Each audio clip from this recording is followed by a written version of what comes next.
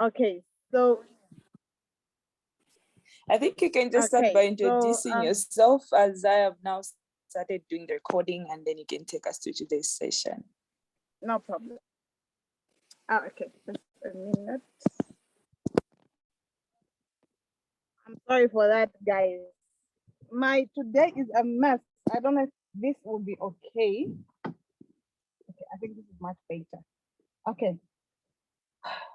my name is Dorothy Nkoma. I'm the founder and the CEO of an organization called Children's Future Society. We look after the women in prison, the juveniles as well. So when we started the organization in 2018, our main aim and our main focus was just to look after um, the inmates. So in terms of the babies that are born in Zambian prison, the women that are saving, and the boys, the young boys and young girls in prison, because most of us don't know that we have small girls and small boys in prison, starting from the age of 11 until um, 18, the juveniles that we have in Zambia. So our main focus was that now. But as time went on, we decided to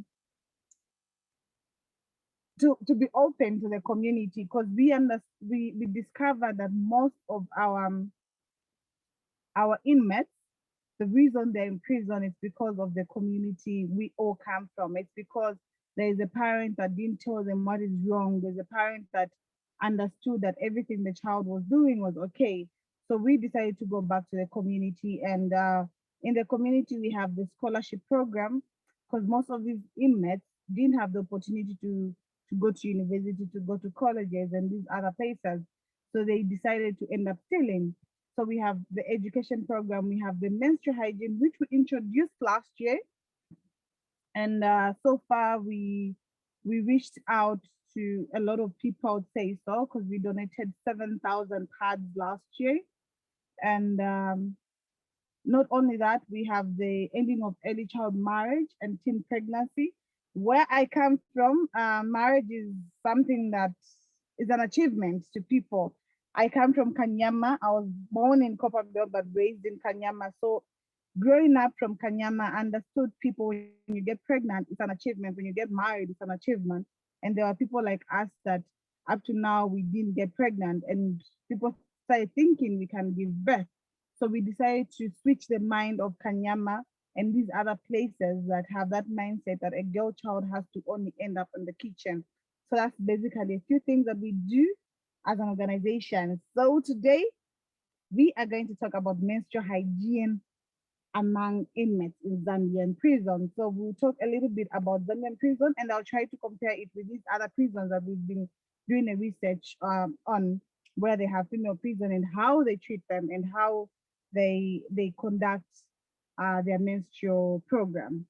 So as you know, Zambia prison was changed to Zambia Collectional Service, and so far we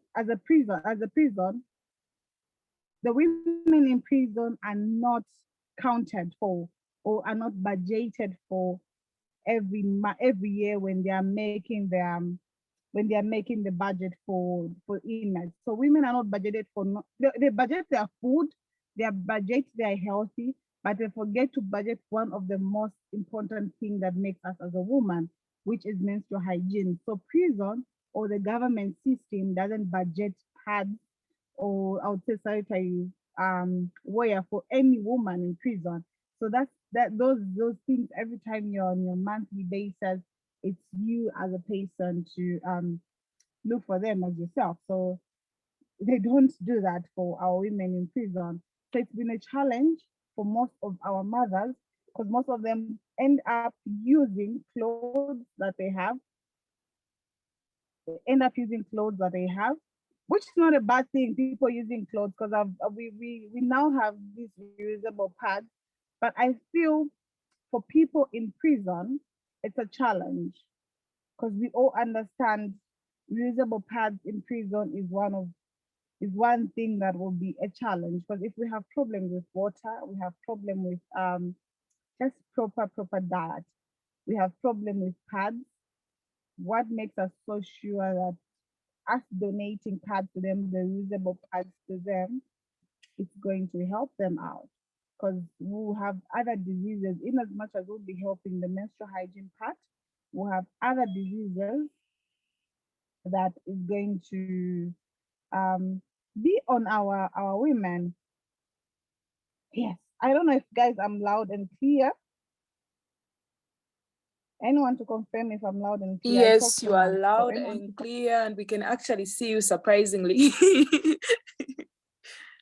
I'm I'm in the car. I'm in the car. The lights are on. I'm in the car. The lights are on, and this place is hot. Okay. So today I didn't have much cards that I was supposed to show. I think it's because of this power that has really disturbed me. So as an organization or as a person that works with the inmates in Zambia Collection Service, we decided to do a research on which pads are best suitable for our inmates. Because you'd find you've seen this pad. This is a normal disposable pad. We are sponsored by Angel Care, but this program is not sponsored by Angel Care. I'm just saying we're sponsored by Angel Care for most of our pads. This is Angel Care pad. You see how light these pads are.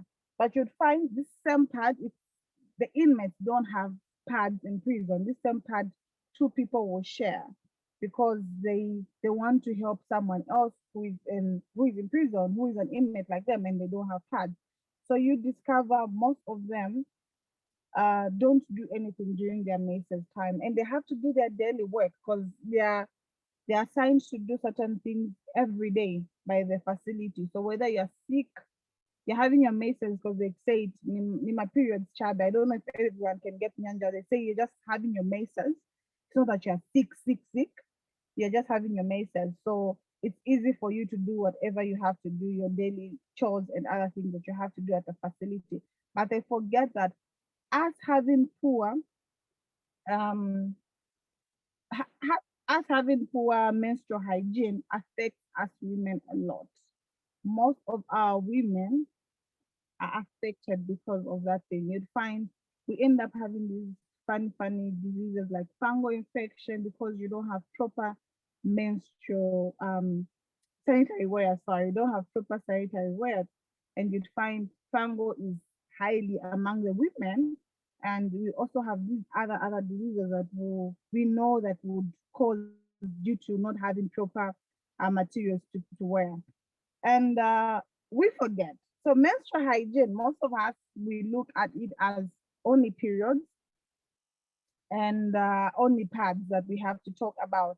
But for us, we talk about it in a different way because we understand menstrual hygiene is the entire body that we have. We have to look at the entire menstrual hygiene comes in with us knowing other our women having pads because we talk about menstrual hygiene, we talk about pads, but we forget about how are they going to wear those pads without the pad. So women in prison as well are not budgeted for such things. So remind you, the only thing the facility will give you the moment you are arrested and you're sentenced is just the orange uniform. So if you're wearing orange uniform, there's even the white uniform. So that's the only thing they're going to give. They're not going to give you pants. They're not going to give you cycling. They're going to give you pads. This is the only thing they're going to give you. So for the women in prison, when you're attending, you don't have pants. Most of them when you're new in prison and you'd find there are other people that have been there for a long time, we can't run away from the fact of bullying in the prison, in as much as we don't want to talk about it because we look at it as things have changed. That's how people look at it. But in our we still have such cases because officers are not in there when they lock them up. So you find a person is arrested, they have pants, but because the other women don't have pants, and people end up getting those pants. So bullying is in prison and they will get their pants. So if we talk about menstrual hygiene, let's talk about where it starts from. It starts from us having clean pants. It starts from us having shaving sticks and make sure we are clean down there. I believe they're girls only. I hope there are no guys. But anyway, even if we can talk about certain things. Us shaving, making sure we are clean. That's part of menstrual hygiene. So if we are talking about menstrual hygiene, for us, we move around with a shaving stick, we move around with pants to show people this is part. We move around with socks because this is part of the menstrual hygiene that we are talking about. Menstrual hygiene has a huge um art in everything that we do. So when we look at us having our clean body, our vaginas are clean, they're shelved, and we have clean neat pants. At least if we can change. Okay, so someone is unable to get us. I think so. No, actually, you can So get you. if I don't know. we Is there anyone can, who's unable to get you?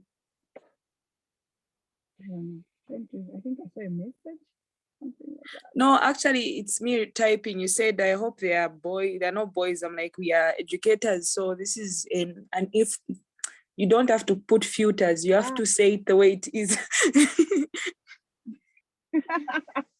okay, sorry for that, guys. Okay, so as I was saying, we move around with these things to show how someone has to be clean. Because most of us we only talk about pads. I think we've seen a lot of us organizations donate pads, and we've seen a lot of we've heard a lot of people that talk about menstrual hygiene only about pads, and they forget that minus us being clean, we have clean pads. Minus us being clean and having clean pants, we're sick because we have these funny diseases that are moving around with us ladies. Okay, so CFS, uh, not only that, sorry, let me try to plug my phone. Not only try the women in the facility without pants and without um, pads, but we also look Jesus Christ, what's this? Okay, so we also look at, sorry, my phone is misbehaving. I don't know what's happening. We also look at the girls in the community. And we started a project that talks about girl child in school. And the motto was leaving no one behind, quality education and leaving no one behind. So this program was, this program started last year. And the main aim was for us to educate girls more in our community. We discovered people in Western Province, people in Eastern Province, in Northwestern Province. At the moment they start their masters, they'll miss school for 5 days, 4 days because they don't have these pads. Pads for 10 kwacha. In Lusaka, pads that care is 10 kwacha. There are others for 25, there are others for 30 kwacha, others depends with the brand that you go for. But for angel care, there's for 8, 10, and these others. So you'd find a pad for 8 kwacha or 10 kwacha is hard for a child to access in schools in these rural areas.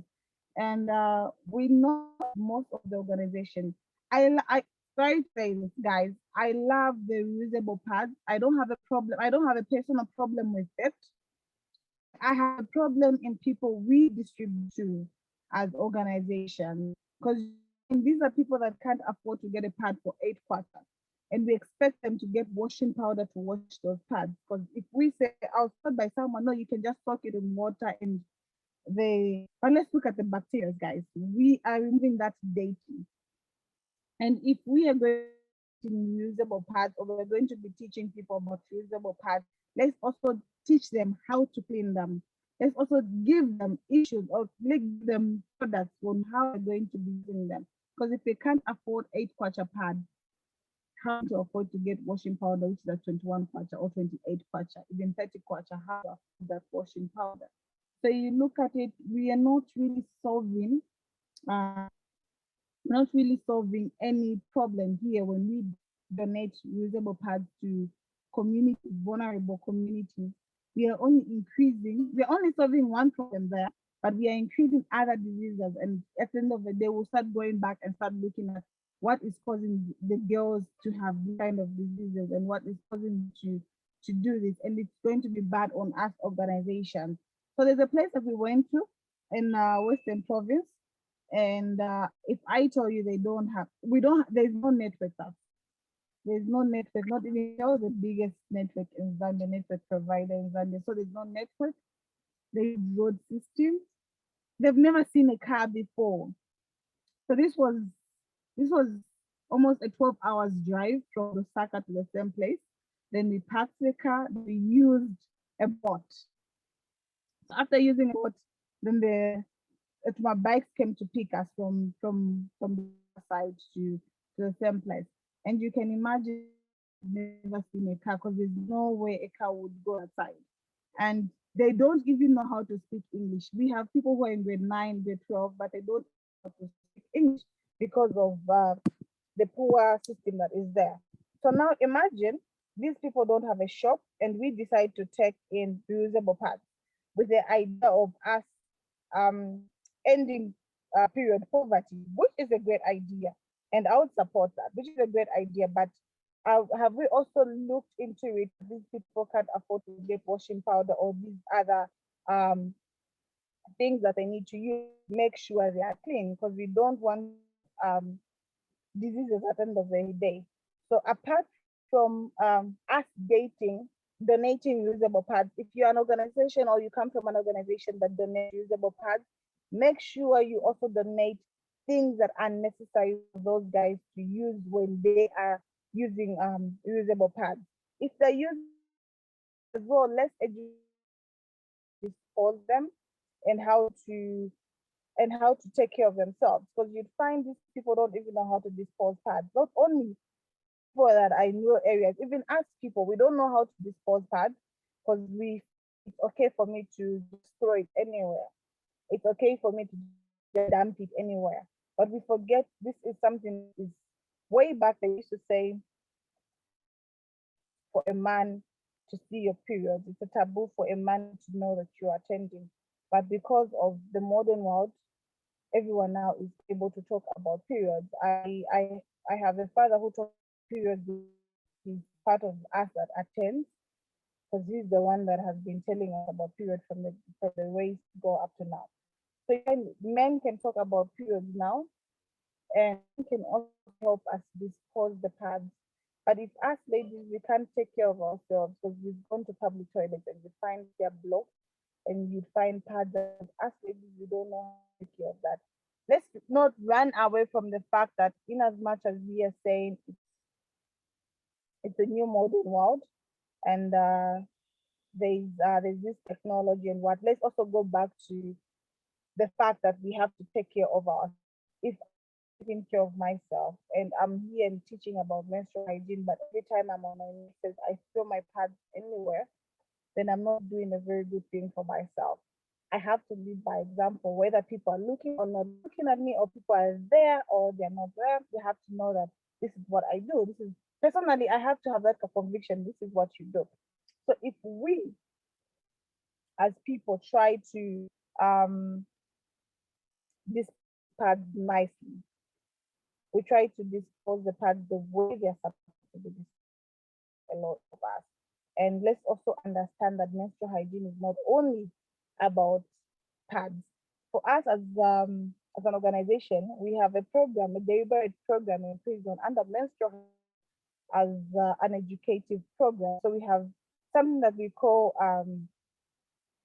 saving groups and menstrual hygiene because we also have that. I think we'll share the notes, what we've been doing to our lady so she can share it to everyone. We have put up saying, okay, under menstrual hygiene, we're having the healthy, uh, the the using of pads, the usable, the menstrual cups, and these others. But we also have the financial aspect for our women because we need to understand we need to of people that we are working with. We can't keep on donating pads to the same team over and over. And we can't keep on donating pads to things. If we as an organization can teach women under menstrual hygiene, teach women and take or take as we teach boys and girls and men, we're having a hygiene program in prison will teach the women alone in prison. We can't teach them because we can't bring the men to the other side. But if we have a chance of having both men and females to the same place, we teach about menstrual hygiene, and we also quality of us budgeting for them and the quality of us saving under menstrual hygiene, because this is something that is going to help us. Let's not only have the typical menstrual hygiene where the entire world is talking about menstrual hygiene in terms of us donating, which is good. Teaching people how to work with pads, which is very good. But let's also change the mindset of people. So if we can teach people how to save under menstrual hygiene, how to save, how to how to take care of their homes, how to do village banking, make a group of people. We have a group called um, Power. So we've deliberately done this group in prison called Our Women in Power, that these women are in prison, but tell them that you have a greater future away from the behind bars. So if we can come together and say, okay, let's be two quarters every week, let's say the two quarters each. At the end of the month, you can buy a pad, and that's going to help. But if we keep on saying we need to donate to all people that we meet and we come across, you'd find we are not doing much, and we work out to a lot of people. Sorry, my phone would black out soon. My laptop is at 38. So guys, if I go quiet, and my phone is at 17, if I go quiet, just know that my phone is out. Okay. So we look at such programs under menstrual hygiene. It's a thing that we are doing. So as we have a lot of people that will be going out to train other people, let's also put education as part of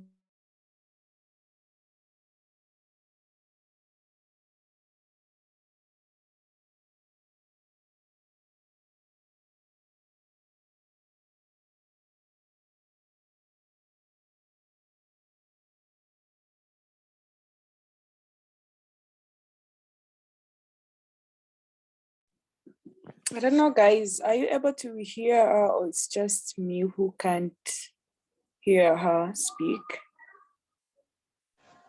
I also can't hear her. Same, I can't hear her. Okay. Okay, so as we are waiting for her to connect, I hope as educators, she has even left the meeting. I hope as educators, we have really taken note of some of the details that she has spoken about with regards to women in prison as well as children in prison. And I don't know if we can just have an open floor where you can actually be able to unmute yourself and either comment or question with regards to today's discussion.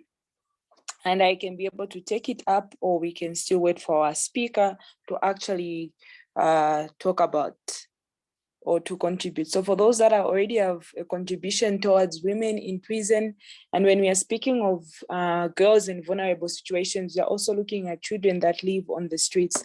How do they take care of themselves? And I love the fact that she brought up about the concept of reusable sanitary pads. Most people are saying we need to create reusable sanitary pads. But for a child that is living on the streets and they don't have access to water, they don't have proper access to proper infrastructures where they can go change, certain solutions when it comes to menstrual health hygiene management, and I want you to get this as an educator, is the fact that certain solutions won't just be applicable in certain instances. So I'm gonna just try to switch on the camera. So certain ideas or methods or solutions won't be applicable to certain situations because of the environmental factor or the situation in which a child or a particular person is found in.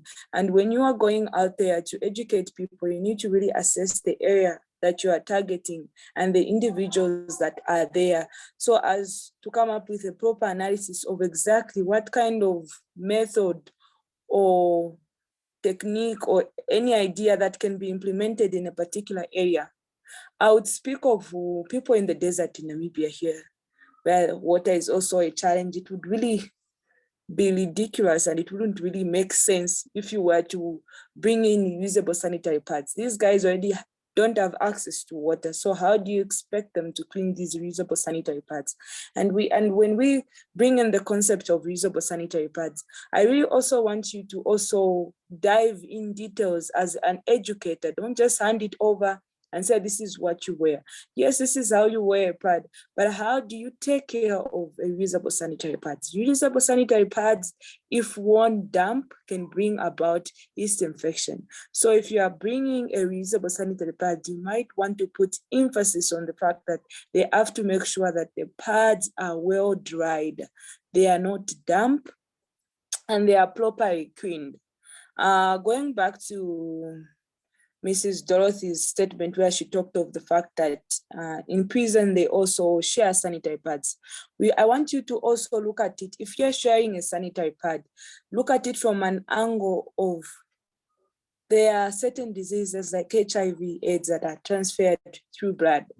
How are they sharing? Things like sanitary pads, pants, you don't share. It's very likely to get STIs, to sexually transmitted disease, you can get them, and other vaginal infections. So those are things that I would really want you to be able to articulate.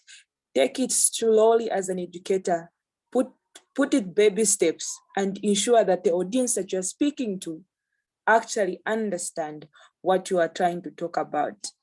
Others might suggest, let's bring in menstrual cups. But then I would want you to challenge you. If you are proposing we bring menstrual cups, which also, they are quite much better because you can even use it for 5 days and for 5 years, and then whenever you're done using it, you just clean it. But with a reusable menstrual cup, you also need to understand that when you are using it, you have to basically use hot water to rinse it out, so is to ensure that there are no bacteria that are left or anything. Because the way the vaginal canal is made is the fact that if you bring in any foreign bacteria inside your vagina, it is most likely to disturb the environment and actually bring about other unnecessary growths. And now you find the woman is finding themselves, they're itching down there. So those are things that I really want you to take into. And I love the fact that she talked of, it's not every time you can always go about distributing pads. So if you are an educator, I would want to challenge you. Think of what would be the most sustainable way that you can introduce, let's say, reusable pads. How do you introduce this to a community, or sanitary pads in general? What would be the most sustainable way that can ensure that as you empower a certain community, it doesn't end there, or they don't now become dependent on you to supply sanitary pads always? And I love the fact she talked of village banking, where women can come together.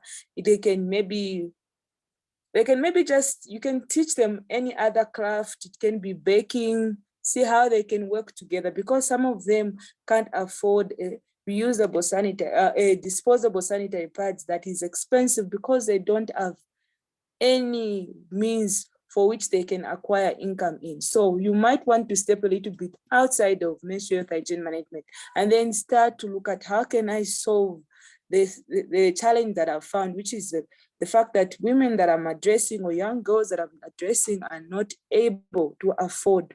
What can I introduce? What entrepreneurship skills can I introduce to these individuals? And if you're not so competent in entrepreneurship, that's where the aspect of partnership and strategic networking comes in.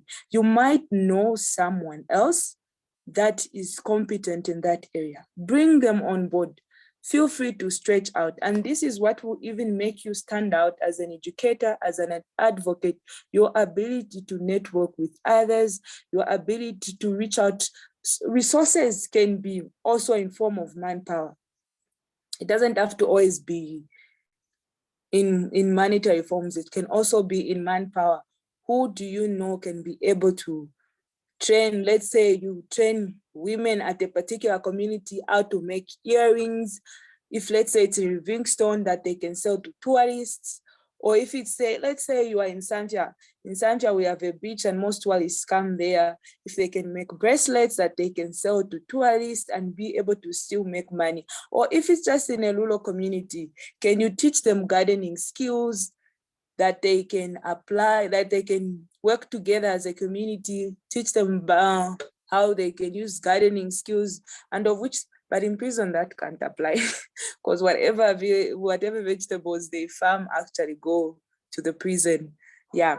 So even in prison, let's come back to prison. We are looking at men and women living in prison. We are hearing of a situation where there isn't any money allocated for. Has anyone ever thought of what about educating prison warders and empowering them to be actually peer educators? As you are a menstrual health hygiene management educator, you can also educate other people, prison warders, educate them on menstrual health hygiene management, make them understand that periods, tema periods here, there are also other things that comes with it. There are people who have mood swings, there are people who have got period pains, and they might need to rest. But then with someone who doesn't have that information, they might act out of ignorance. And us who are seeing them, we might think they are cruel, but they lack actually information on those things. Even as women, we respond differently. There are some on their menstrual period, nothing pains in their bodies, nothing aches, they are ever happy, nothing is happening. And then there are certain individuals that if they are on their periods, they experience excessive body pains, abdominal pains, and others, they bleed excessively. Now, if you are bleeding so much, and then they put you also to work, and at the same time, you don't even have proper sanitary materials to use, it will be an all embarrassing situation where you are bleeding excessively. Sometimes blood might even drop down to your leg. And that's what we would really want to avoid. So if you, for those that are, their project is looking at menstrual health hygiene management, you might want to move the focus away from educating women in prison and also see how you can incorporate the people that are in charge of taking care of these women, actually educate them, both male and female prison warders, educate them so that they know, especially the men. Most men actually are not even aware that certain times women experience certain mood swings because when you are on your period, there is an imbalance in your hormonal bodies. There are certain hormones that are their levels are kind of elevated. That's why you find some people are very sensitive. They don't understand that, and they will just be thinking, oh no, women just like being dramatic, they just like being what. It's not really because you want to do that, but because of how your body is processing things and responding to the particular situation. That's where now you start looking at those things. So you might want to look into that and also come up with sustainable. It can be maybe empowering, teaching women soap making skills.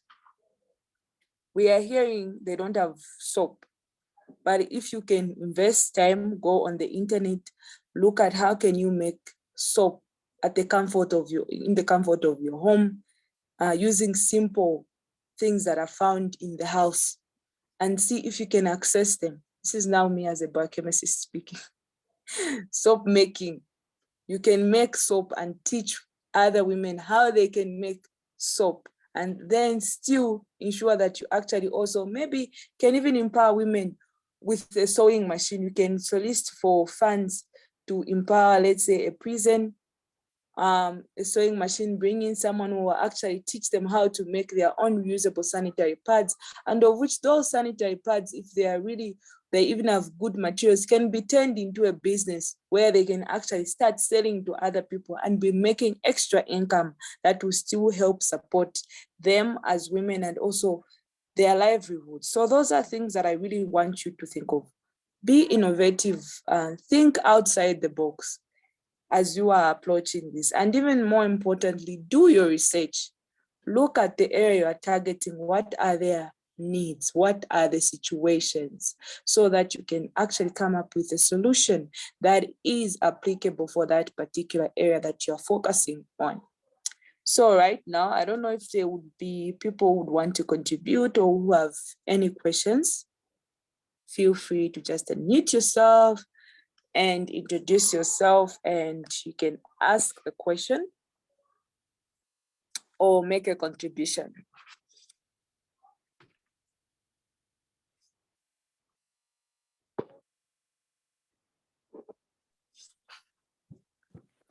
Hi, good evening, everyone.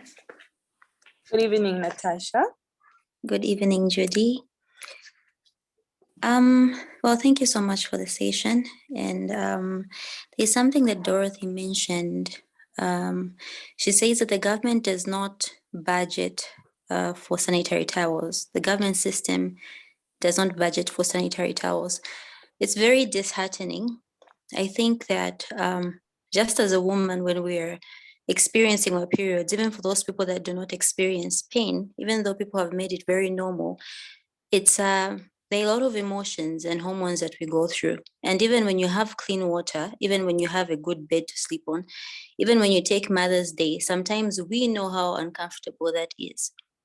So I can just imagine being in a prison with such situations, even the hygiene, because you've seen, if you've I've visited some places where people have no choice but to use maybe one pad the entire day. But at the end of the day, if they're honest with you, if you look at those pads, they turn green. Already that's giving room for different kinds of infections. So Dorothy mentioned something to say people actually share a pad. That is it's disheartening, one. And sorry to say, people might be used to people living a certain way in prison, but this is very inhumane. And this is the first time I'm hearing that the government does not make a budget for sanitary towels. You know, it does not make a budget for sanitary towels. I feel that we've had, I think this is it the second time we're having a female vice president, right? Yes, this is the second time we are having a female vice president. Yes, and our current vice president is Mutale Nalumangwa, if I'm not mistaken, Honorable Mutale. She's a woman and she has children, she has nieces, she has grandchildren. I feel like for us educators that are able to access certain platforms to talk to these women, they should be able to understand. There's a reason every time that a system changes. We've had in our past term, we had a woman as a vice president. We have a woman as a vice president. I feel like it's high time that certain things are implemented for. Because if they can give out food, if they can make particular budgets for certain issues, surely they can as well squeeze in sanitary towels for women. I'm not saying I'm leaving everything up to the government, but I feel like there is a role that they can play. Yes, as educators, even as well wishers, we can put up money together and take these sanitary towels to these prisons. But us having this knowledge and having a woman in power, that platform is very, very powerful. I feel like we should take the initiative to go to these offices and talk to these women. They should understand. They are mothers. They have nieces. They have daughters. They have grandchildren, granddaughters. So I feel like we should really take up that initiative. We could partner up. There are people in different organizations that are fighting for the same cause. We talk to these people because at the end of the day, there is no law that cannot be implemented or operated. Let's look at slavery. Once upon a time, it was a dream that slavery could end. But through constantly knocking and people coming up to talk about an issue that is very much disheartening and unfair, things changed. So it's the same thing for us. I think we should take it up as a burden where we go to these offices and we constantly talk to them about it to say that put this in your budget. If, let's say, for example, farmers can be given manure for free for their farms because, well, agriculture is a big thing in Zambia, surely they could spare a certain percentage to actually say, okay, let's budget for these women, because it's very difficult for me. I'm really heartbroken because just having menstruation on its own, it's a very private thing. Even when you're in your home, it's a very private thing. But look at women in prisons. Let's forget the fact that, okay, they may have committed a crime. Let's look at people as human beings and try to feel on their behalf. I know we have many prisons, but me as a person, I'm not, it wouldn't be effective. Even if I had to budget, it would not be effective for me on my own to say I'm collecting money. How many pads or how much money would I have collected, to cover a certain amount of people women in the prisons? That's impossible. So I think we should really take it up as educators to keep knocking on these government offices, especially that we have women in power. Certainly something has to change. I really hope I am not the only lady that is bringing this up. I pray that there have been many ladies that have been knocking on these women's doors. Yeah, so that was one of my concerns and my contribution. I don't know if you can add on to that. No. I really love the fact that you've brought about us actually engaging government officials into this matter. And this reminds me of the recent issue that was picked up by VSI, which was the No Child Belongs on the Streets program, where they partnered with the Minister of Community Development.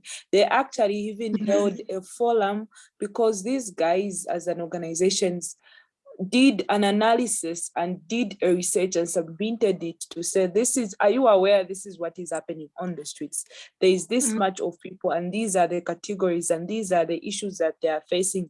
Can't we come up with the solutions? And they proposed the recommended solutions to the analysis, and we'd really love to partner with you. And I love the fact that the moment they submitted that research paper and the proposal, the Minister of Community Development actually came on board, and a lot of people actually came to support this. They held a conference at Mulungushi International Conference where they brought in even more stakeholders to discuss this.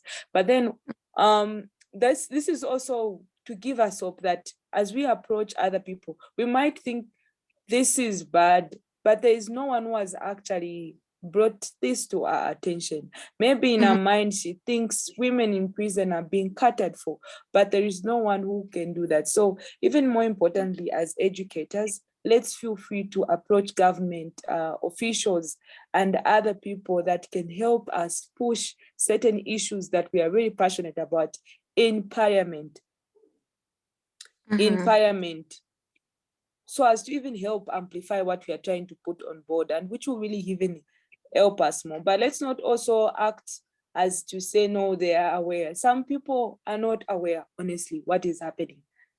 And you are looking at the Vice President of Zambia. She attends a lot of things. She's involved in a lot of things. She might miss out on that. So us as educators who are on the ground, it is our duty to work with government. It is our duty to supplement government's effort by actually alerting them of situations and things that are happening on the ground and see how we can work together with them. So let's just still have an open mindset. You can even approach Mutinta, who is our First Lady, inform her of what is happening about women in prison. We have done the research. This is what we found out, and this is what we are recommending. Can you come and work with us on this issue? And what would be the best solutions, and which individuals must we involve? For those guys, for the VSI program, which is No Child Belongs on the Street, they are still working on it, and they are trying to see what would be the best alternative, and how do we ensure that there is indeed no child that is left on the streets. And they have continued engaging with them. And in our last outreach program that we partnered with them, CDF, Children Development Empowerment Foundation, Reach One Child, and other partnering organizations, we actually conducted a menstrual health hygiene management outreach in May that was focused on children living in the streets, and our target was 150 girls, and we were to actually supply them with 6 months we supplied them with actually pads for 6 months. Okay, that was very good. Yeah. So it was really amazing, and it was great to actually see that. But then this is still, when you engage government officials, I would want to also say you might want to exercise a little bit more patience and also still be consistently pushing, because they have other things they are attending to. And even more importantly, like you have highlighted, Natasha, let's look for organizations that have the same cause.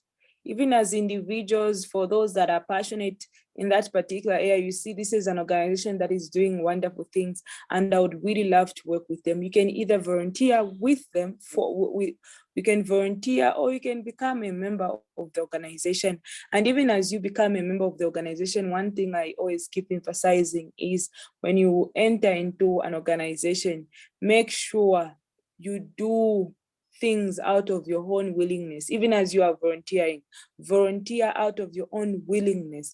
Don't have ulterior motives. And as someone as myself who has actually received outstanding awards for volunteering here in Namibia, one thing that I've realized is when you go to volunteer, have a mindset that is willing to serve, and not a mindset that is waiting to receive, or a mindset that is saying, I want to benefit. Or maybe after this program, I want to get a t-shirt, I want to get a sponsorship, I need to get paid. I've volunteered in a lot of projects where I found myself being the one providing for my own transport, buying myself food, but then because the cause that they are pushing for is something that is also I'm also passionate about. I pushed for it as well. And I volunteered with a open heart, a heart that is happy, willing to serve others. And it opened more doors to me.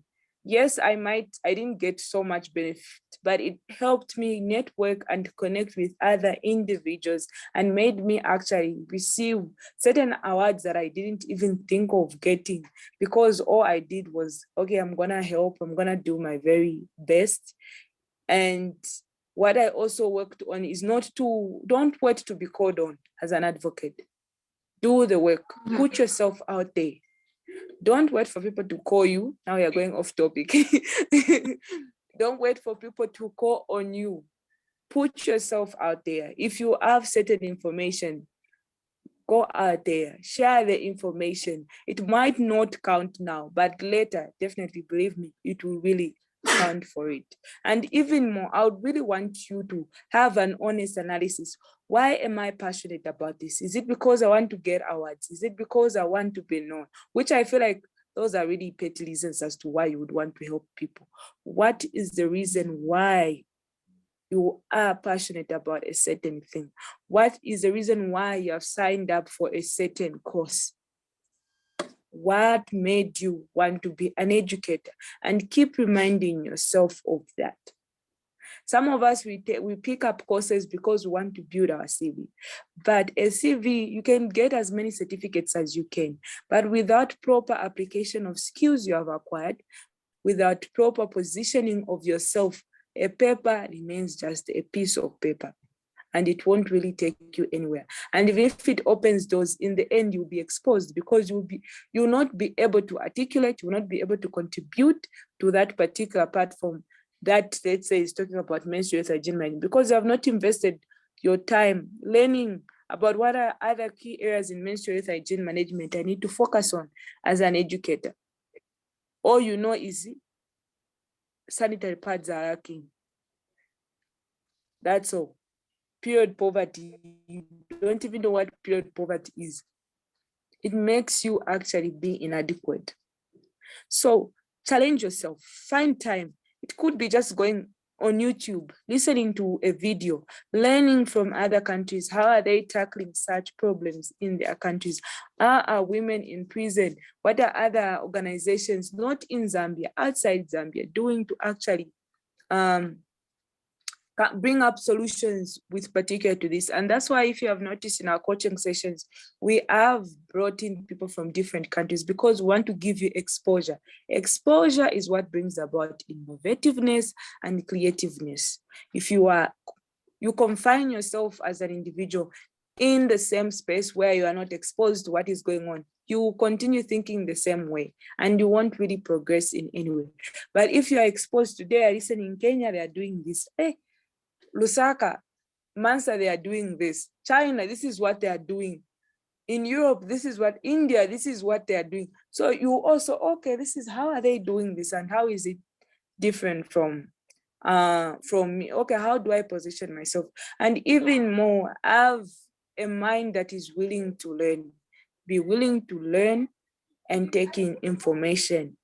In as much as you are an educator and you want to really push yourself out there and be educating people, invest in knowledge. It will really help you to avoid certain unnecessary mistakes. When you are up to date with what is going on, you are unlikely to make blunders even as you deliver a certain speech to a certain or to a particular audience, because you are up to date. You are up to date. Certain things won't just apply because you keep updating yourself. Connect yourself. Look for organizations, virtual organizations or platforms you can learn from, and keep doing that. In fact, you can even do it on a weekly basis where you say, okay, on a weekly basis, I'm gonna read one article on menstrual health hygiene management, or I'll download one book this month, I'll read a chapter, see what's going on, I'll take some notes, and then I'll also maybe watch a YouTube channel. It will help you as you are absorbing in more information. It makes you actually be more competent to deliver when you are called upon. But in this season where you are in a season where you're investing in yourself, learning from others, you might really not take up the spotlight, but still be comfortable with that. It's not everyone that is called to take up spotlights. Others are like myself, we are good at managing other people. We are project managers. We don't want to be the one doing the talking and everything, but we love our space. We offer platforms to other individuals to come and share. So still find out even your personality, your character, invest, find out the kind of an individual that you are. Where do you work best? Yeah, so now I'll allow everyone to unmute themselves, contribute, and we can have this as a networking session. Since we are just the 7 of us, we wouldn't want you guys to leave not knowing that there is the person that you are with in a certain room can actually connect you to certain opportunities or can help you on your journey. So I'll allow you, just feel free, introduce yourself, what you're passionate about before we close the session. Yeah, and anything you'd want to say. Or should I call on people? Which I don't want to do. Let me actually stop the recording and then we'll have this as a short networking session. I hope people are able to hear me.